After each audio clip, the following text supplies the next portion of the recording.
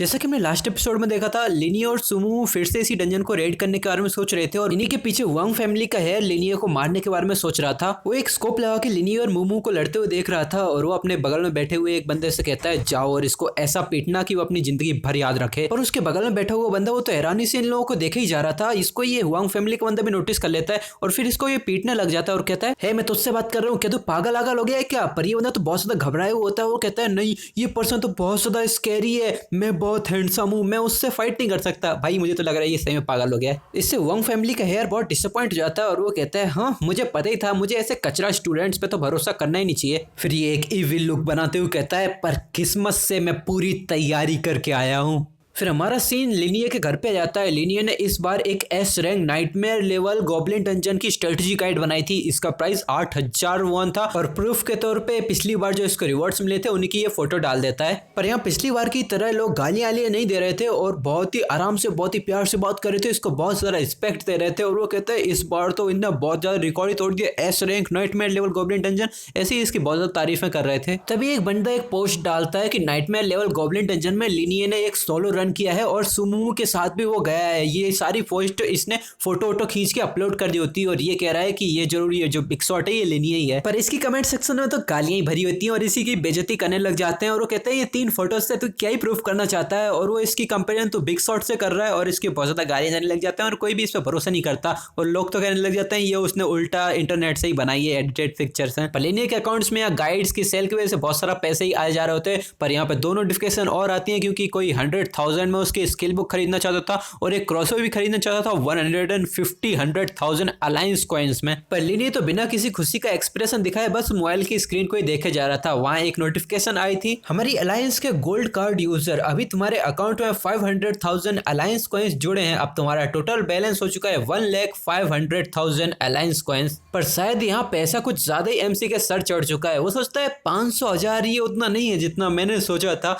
ये nightmare level का dungeon है और इसमें बिना कोई डैमेज लिए 5 एट्रीब्यूट पॉइंट कमाना ये बहुत ज्यादा मुश्किल है। ज्यादा लोगों की हिम्मत ही नहीं हो रही इसकी स्ट्रेटजी गाइड को खरीदने की। पर फिर भी अभी मेरी पुरानी गाइड भी बहुत ज्यादा चल रही है, उससे भी मुझे थोड़ा बहुत पैसा तो आ ही रहा है। वैसे भी मेरी पावर मेरे लिए मेन चीज है, मनी तो सेकेंडरी है। फिर वो एक नोटिफिकेशन में चेक करता है कि कोई इफेक्ट यहाँ पे 15 घंटे का बचा हुआ है। कोई इफेक्ट ये वो ये गॉडेस ऑफ लक का वो छोटी बच्ची ने दिया था जिससे ये बफ मिल जाता है इसको और जो ये प्लेटिनम की चेस्ट होती है वो गोल्ड में ट्रांसफॉर्म हो जाती है। किसी भी डंजन को क्लियर करेगा तो उसकी चेस्ट लेवल अपग्रेड हो जाएगा, उसके रिवॉर्ड्स बढ़ जाते हैं। फिर वो इसी इफेक्ट के बारे में सोचता है कि अभी इसमें 15 घंटे बाकी है, मैं आराम से यहाँ पे थोड़ी देर के लिए आराम करता हूँ, थोड़ा फिर एकदम फ्रेश माइंडसेट के साथ जाऊंगा, एक और डंजन क्लियर करूंगा। फिर वो चेयर से उठता है और अपने हाथ पैर झटक के बाहर जाने लगता है और कहता है कि अभी मुझे जॉगिंग के लिए जाना चाहिए, बाहर इतनी भी ज्यादा रात नहीं हुई है, वैसे भी जॉगिंग करने से मेरी फिजिकल फिटनेस बढ़ी रहेगी। फिर हमारा सीन चेंज होकर बाहर आ जाता है जहाँ एक सुहाना चांद निकला हुआ है। चांदनी रात में लोग अपने कपल्स के साथ बाहर निकले हुए हैं, बहुत ही ज्यादा एंजॉय कर रहे हैं। पर अपना एमसी रात में भी थका हारा बेचारा जॉगिंग कर रहा है तो उसको सपोर्ट करने के लिए एक सुपर कार से रेसिंग कार आती है और उसी की तरफ ही आ रही है। इससे अपना एमसी भी उसी की तरफ देखता है और ये कार भी एकदम स्मूथली ड्रिफ्ट मारते हुए सीधा एमसी के सामने आ जाती है और एमसी भी देख लेता है कि यहाँ पर वांग फैमिली का यार वांग शाओफेन है। अंदर से वांग शाओफेन के साथ में एक और बंदा था। वांग शाओफेन एकदम फ्लेक्स मारते हुए कहता है यो कितना कोइंसिडेंस की बात है लिनिये, आजा कार में तुझे एक जगह पे लेके चलता हूँ। तो लिनिये कहता है क्या तेरे लिए शाओकोंग ने नहीं कहा था दोस्त कि मेरे साथ पंगा मत लेना, मुझे खतरों से खेलना पसंद नहीं है, पर इसका मतलब ये नहीं कि मैं खतरों से डरता हूँ। पर शाओफेन गाड़ी से बाहर निकलता है और वो कहता है उस कचरे गद्दार शाओफेंग का नाम भी मत लेना मेरे सामने। पीछे उसका दोस्त भी कहता है हाँ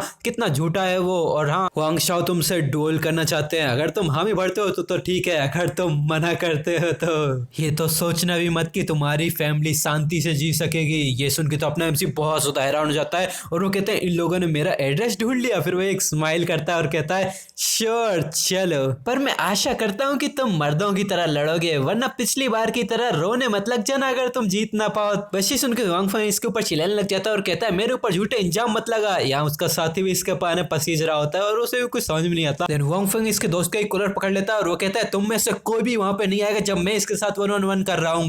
तो उसका दोस्त कांपती हुई आवाज में कहता है हाँ पर यंग मास्टर क्या होगा अगर आप जीत ना पाए तो? जिससे तो ये और भी ज्यादा भड़क जाता है और वो कहता है मेरे इक्विपमेंट्स बहुत ज्यादा पावरफुल हैं और वो एकदम टॉप नॉच लेवल के हैं, अगर मैं लड़ने बैठा तो तुम लोगों की कोई जरूरत ही नहीं पड़ेगी, बस मैं जब लड़ रहा हूँ तो तुम लोग बिल्कुल भी हमारे बीच में नहीं आओगे। और लिनियन की बातें सुन के समझ जाता है कि ये दोनों अकेले नहीं आए, इनके साथ और भी ज्यादा हेल्पर्स हैं। फिर वांग खुसर फुसर करते हुए अपने दोस्त से कहता है हाँ जैसा हमने प्लान बनाया वैसे ही एक्ट कर। तो ये बंदा भी कहता है हाँ यस यंग मास्टर वांग। देखो मैं प्रेडिक्ट करके बताता हूँ कि ये दोनों चूतिया क्या प्लानिंग कर रहे होंगे। मैं ऐसे ही बता सकता हूँ ऐसे चूतिया यही करेंगे, इसको बिठा के लेके जाएंगे कार में और अपने साथ अपनी गैंग लेके बैठे होंगे उसकी जगह पे और वहीं पे ले जाके सारे मिल के पीटेंगे। ऐसे फुद्दू लोग, अकल न सकल हाथ पैर में दम नहीं, हम किसी से कम नहीं। चलो अपनी स्टोरी पे आगे बढ़ते हैं। लगता है एमसी को भी इन फुद्दुओं की औकात पता है। वो सीधे ही कार में बैठ जाता है और वो कहता है हे तुम लोग जल्दी करो, इससे फर्क नहीं पड़ता तुम लोग कितने आने वाले हो, मैं सबको एक साथ ही संभाल लूंगा। मैं बहुत बिजी पर्सन हूँ, मैं अपना समय बर्बाद नहीं करना चाहता। इससे ही दोनों ही बहुत इरिटेट होने लग जाते हैं। तो वांग भी गुस्से में कहता है बस तू इंतजार कर, तू इस मूवमेंट के लिए रिग्रेट करेगा, मैं तुझे कुत्तों की तरह रेंगने के लिए मजबूर कर दूंगा। अभी कुत्ते कब से रेंगने लगे बे?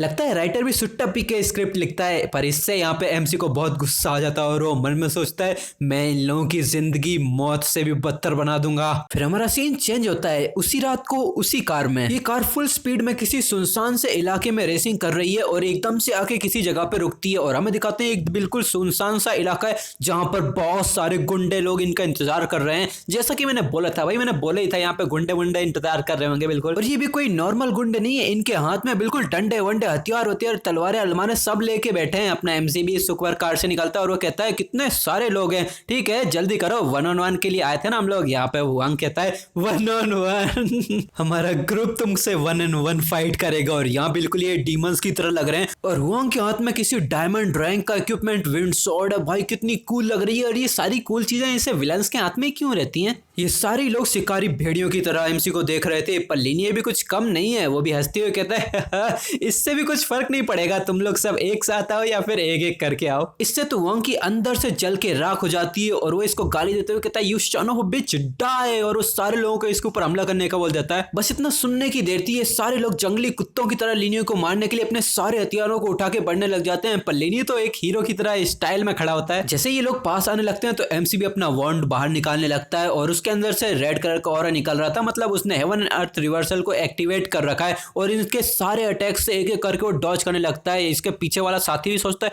वो इसकी एजिलिटी कितनी ज्यादा है। तो ये देख के ये बंदा अपना एक असॉल्ट स्लैश का हमला सीधा लिनिये की तरफ बढ़ा देता है और लिनिये भी उसी स्लैश के सामने ही जा रहा था, उसकी एजिलिटी के सामने, जिसे देख के एमसी भी नोटिस कर लेता है ये लोग मुझे नंबर्स के जरिए ओवरवेल्म करने की कोशिश कर रहे हैं, लगता है मुझे अपने हेवन एंड अर्थ रिवर्सल की असली ताकत को एक्टिवेट करना पड़ेगा। और उस स्लैश की वजह से एक जोर का धमाका होता है तो इससे ये बंदा एकदम दानवों की तरह मुंह फाड़ के हंसने लग जाता है और लिनिये की बेइज्जती करने लगता है। पर तभी माहौल बदलने लगता है, रात की चांदनी छुपने लग जाती है और खूनी अंधेरा चारों दिशाओं को घेर लेता है। धुएं में से एमसी का रेड वॉन्ड बाहर आता है, इससे इस बंदे की बॉडी अनकॉन्शियसली कांपने लग जाती है। इसे कुछ समझ में नहीं आता कि वो बचा कैसे और ये बंदा सीधे ही खून खांस देता है। इसे कुछ समझ में नहीं आता इस बंदे ने किस तरह की मूव का इस्तेमाल किया। यहाँ एमसी तो धुएं में बस अपनी वॉन्ड लेके खड़ा था और वो सोचता है कि मैंने क्लैरिटी आर्ट का इस्तेमाल किया, ये किसी तरीके का अटैक नहीं है। पर ये एबिलिटी कितनी ज्यादा खतरनाक है, सामने वाले ने गोल्ड लेवल का आर्मर पहन रखा है पर उसके डिफेंस को एक झटके में तोड़ते हुए उसने इसके ऊपर हमला कर दिया। इसकी हालत देख के उसके सारे चमचे इसकी चिंता करने के लिए इसके पास आने लगते हैं। तो ये बंदा कहता है मैं ठीक हूँ, इस बंदे के पास भले कितनी भी ट्रिक हो पर ये है तो एक प्रीस्ट ही ना, हम सारे इतने सारे लोग हैं और सबके पास गोल्ड लेवल के इक्विपमेंट है, चलो सीधा ही जाके इसको मार देते हैं। तो सारे लोग एक्साइटेड भी हो जाते हैं और सब एक साथ ही इसके ऊपर हमला करने लगते हैं। सारे अपनी पावरफुल अटैक्स का इस्तेमाल करते हैं पर एमसी बस एक स्माइल देता है और एकदम से अपनी आंखों को ओपन करता है और इस टाइम पे वो एकदम डीमन का एम्बॉडीमेंट लग रहा था और वो अपनी ग्लोरी ऑफ स्टार और अपनी पावरफुल टेक्निक्स का इस्तेमाल करने लगता है और इससे तो इन लोगों की फटके 64 हो जाती है। ये लोग भी सोचते हैं ये किस तरह की स्किल है, मेरी तो हड्डियां तक कांप रही हैं। यहाँ एमसी को दिखाते हैं उसके अंदर से बहुत सारा डार्क ऑरा निकल रहा है, उसकी आंखें बिल्कुल बदल चुकी हैं, उसके अंदर से बहुत सारी क्रिम्सन रेड ऑरा से घिरी हुई चेन्स निकलने लगती हैं और वो इस टाइम पे fallen heaven and earth hello का इस्तेमाल कर रहा था। ये चेन्स किसी भी पर्सन को टच करती है उनकी स्किन को भी गला के रख देती है और इस बंदे के तो ये आर पार ही निकल गई थी और ये बस चीखता चिल्लाता ही रह जाता है और कुछ नहीं कर पाता। बहुत सारे लोगों के ऐसी मौत हो जाती है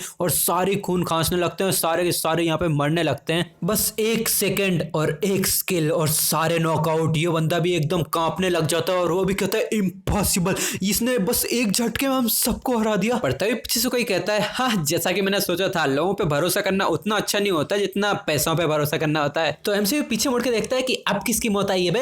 हमें दिखाते हैं ये वही घमंडी बंदा वांग है और इसकी अकल अब भी ठिकाने नहीं आई। ये कहता है ये मैंने खरीदा है सुफाफी ऑक्शन से, ये डायमंड लेवल रैंकलेस इक्विपमेंट है, इस सूट की कोई रैंक नहीं है और इसकी कीमत दर्जनों मिलियंस की है। फिर हमें इसकी स्टेटस भी दिखाई जाती है, ये है एक रैंकलेस डायमंड रैंक का सूट और इसे एक्टिवेट करने पे ये तुम्हारे सारे एट्रीब्यूट एट्रीब्यूट्स में 100 प्लस कर देता है। ब्रो ये कुछ ज्यादा ही ओवर पावर्ड सूट नहीं है? मतलब तुम खुद सोचो, जब तुमने ये सूट पहना वैसे ही तुम्हारी एजिलिटी 100 से प्लस हो जाएगी, स्ट्रेंथ 100 से प्लस हो जाएगी, स्टेमिना 100 से प्लस हो जाएगा, मतलब सारे एट्रीब्यूट 100 से प्लस कर देता है ये। और क्या तुम लोगों को पता है कि ये बंदा अभी तक जिंदा क्यों है? बस इस सुफाबी ऑक्सन की इंफॉर्मेशन हम लोगों को देने के लिए। ये बंदा मरने वाला है फिर भी कहता है सुफाबी ऑक्सन, ये तो होक्सिवा का टॉप ऑक्सन है, बस उसमें एंट्री करने के लिए भी तुम्हारी एसेट्स का 100 मिलियन से भी ज्यादा होना जरूरी होता है। इन लोगों की फाइनेंशियल पावर तो कितनी ज्यादा है। सच में वांग फैमिली का सोल एयर होना कितना ज्यादा खतरनाक चीज है यार। इस सूट की रैंक तो बिल्कुल ही बिना किसी डाउट के लेजेंडरी होनी चाहिए। हाँ यार भाई, कभी कभी तो ऐसा लगता है कि किसी बचकानी स्टोरी है भाई। मरना है तो मर ले सीधा चुपचाप जाके। यहाँ ये दोनों भी बिल्कुल अब लड़ाई करने के लिए खड़े हुए हैं,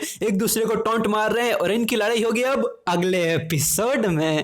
भाई मैं कुछ नहीं कर सकता, यहाँ इतना कंस्ट्रक्शन काम चल रहा है, बस मुझे 1-2 घंटे का टाइम मिलता है, उसमें मैं 10 मिनट का बना देता हूँ और तुम लोगों के लिए मैं अपलोड कर रहा हूँ। अब ज्यादा कोई चिंता नहीं करेगा, मेरे फालतू में बकवास नहीं करेगा। कमेंट सेक्शन में 1 घंटे का मैं बनाऊंगा, अगले हफ्ते से शुरू करूंगा, वो भी तब जब ये यहाँ पे कंस्ट्रक्शन सब खत्म हो जाएगा। यहाँ बच्चे भी यहाँ कितने आ चुके हैं, यहाँ दिवाली पे आए थे, अभी तक गए नहीं है नुबड़े से। थोड़े एग्जाम लाओ टीचर से बोलो कोई तो। ठीक है, तो बहुत टाइम वेस्ट कर लिया, सीधा ही अब इस वीडियो पे मुझे चाहिए 500 लाइक करो, फिर मैं नेक्स्ट एपिसोड लाऊंगा। जैसे ही 500 पूरे हो जाएंगे मैं नेक्स्ट एपिसोड अपलोड कर दूंगा। और तुम लोग कमेंट सेक्शन में बताओ तुम लोगों को इस वीडियो के और एपिसोड चाहिए हैं भी कि नहीं, कि ये इतनी बचकाना स्टोरी लग रही है मुझे तो ये। पर इसकी सुपर पावर बहुत ज्यादा ऑसम है भाई, कुछ भी बोलो स्टोरी के बारे में, लेकिन सुपर पावर बहुत ज्यादा ऑसम है इसकी, और इसीलिए मैंने ये वाला पार्ट अपलोड किया, नहीं तो मैं इसको कब का ड्रॉप कर चुका होता। तो आप तुम लोग मुझे कमेंट सेक्शन में अपना ओपिनियन शेयर करो और अब मिलते हैं तुमसे नेक्स्ट एपिसोड में, तब तक के लिए बाय बाय।